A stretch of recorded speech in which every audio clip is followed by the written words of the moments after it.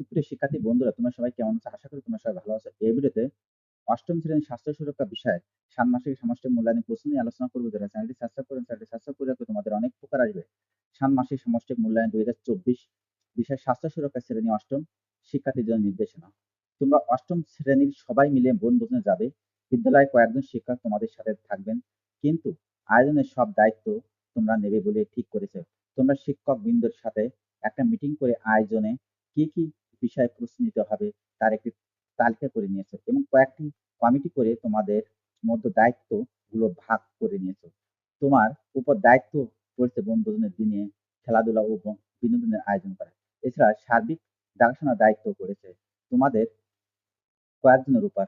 তোমরা পুরো আয়োজনের নাম দিয়েছো ধারা আনন্দধারা আয়োজনকে দায়িত্ব নিয়ে এগিয়ে যাওয়ার জন্য তোমাকে কিছু পরিস্থিতির মধ্য দিয়ে যেতে হবে। তুমি সেই পরিস্থিতি অনুযায়ী কিছু কার্যক্রম সম্পাদন করবে।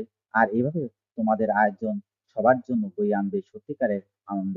তাহলে শুরু করা যাক। কাজ ১, একক কাজ। বনভোজনের দিনে কি কি খেলা যায় এই নিয়ে তোমরা সবাই ভোট দিয়ে ঠিক হলো।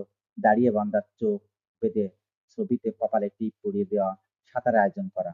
সাঁতার নিয়ে প্রথমে শিক্ষকদের আপত্তি ছিল, তোমরা সব ধরনের প্রস্তুতি নিয়ে যাবে।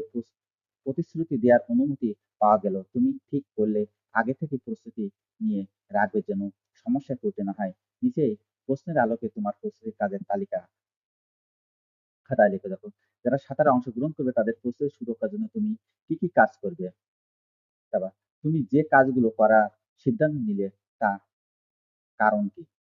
কাজ ২, দলগত কাজ। শিক্ষকের নির্দেশনা তোমরা দল গঠন করেছো। এবার দলে নিজের খাতায় লেখা কাজের তালিকা নিয়ে নিচের বিষয়গুলো আলোকে আলোচনা করো। কি চিন্তা থেকে তারা নিজেদের কাজগুলো ঠিক করেছে? অন্যরা যে কাজগুলো তালিকা করেছে তার মধ্যে কোন কোন কাজের সাথে তুমি একমত, কারণ কি? কোনগুলোর সাথে একমত নাও, কারণ কি? প্রস্তুত কাজগুলো করতে কারো সহযোগিতার প্রয়োজন আছে কি? তার জরুরি কাজ প্রয়োজনে সহযোগিতা পাওয়ার জন্য কি করা যেতে পারে? কাজ ৩, একক কাজ। এবার নিজের জায়গায় ফিরে যাও। এবার দলের অভিজ্ঞতা কাজে লাগানোর পালা। তাহলে খাতায় লিখে নাও, দলে আলোচনা থেকে কোন নতুন বিষয়গুলো সম্পর্কে নতুন করে জানলে। এই কাজগুলো তোমার প্রস্তুতিতে কি ভূমিকা রাখবে? তোমার খাতার চূড়ান্ত তালিকা তৈরি করো।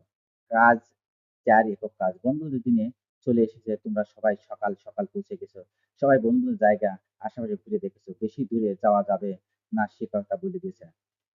ওইদিকে রান্নার জন্য দক্ষ রাঁধুনি কাজ করেছে। তার সাহায্যকারী কয়েকজন শাকসবজি মুরগি কাটছেন। তোমরা সামনে ২ জন একটা বড় কড়াই নিয়ে এলেন এবং যারা শাকসবজি কাটছিলেন তারা কাটা শাকসবজি পুরো ধুয়ে দেবেন বলে তাড়াহুড়া করে যেতে তাতে রাখছেন। অন্যদিকে একজন সকালে খেয়ে আসতে পারেনি বলে কেক খাচ্ছেন। কেকটাকে একটা গন্ধ পেয়েছেন কিন্তু খেয়ে নিচ্ছেন। এই দলের সাথে তোমাদের একদল সহপাঠী সহযোগিতা করছে। এই পরিস্থিতিতে তোমার করণীয় খাতায় লেখো। বুঝলে সবার জন্য নিরাপদ খাবার নিশ্চিত করতে তুমি তাদেরকে কি কি বিষয় সচেতন করবে?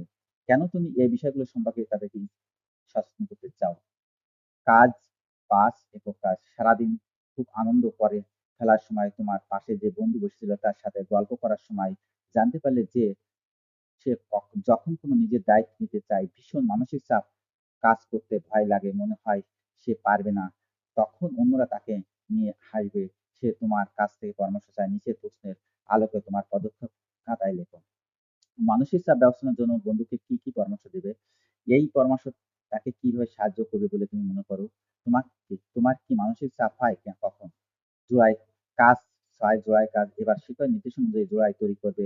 কাজ ৫, এর নিজেদের লেখা উত্তরগুলো নিয়ে নিচের প্রশ্নগুলো আলোকে আলোচনা ও প্রয়োজনীয় খাতায় নোট নাও। কোন কোন কাজ বা কৌশলগুলো ইতিবাচক কয়েকটা উদাহরণ লেখো।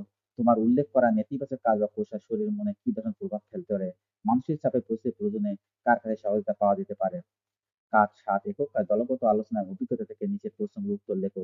বন্ধুদের কাছ থেকে পাওয়া নতুন করে কোন ইতিবাচক কৌশলে তোমার নিজের মানসিক চাপ ব্যবস্থাপনা পরিস্থিতি পরবর্তী ব্যবহার করতে চাও তার একটা তালিকা লেখো। এই কৌশলগুলো ব্যবহারের ফলে তোমার জীবনে কি ফলাফল আসবে বলে তুমি মনে করো? নিজেকে সুরক্ষিত রাখতে মানসিক চাপ নিয়ে সকলের জন্য প্রয়োজনীয় এমন ৩টি মেসেজ লেখো। ভোজনের শেষে আনন্দ নিয়ে নিরাপদে বাড়ি ফিরে আসা, আনন্দ ধারার আয়োজনের সবগুলো কার্যক্রম শেষ করার জন্য ধন্যবাদ। আশা করি তোমরা প্রশ্ন বুঝতে পেরেছ।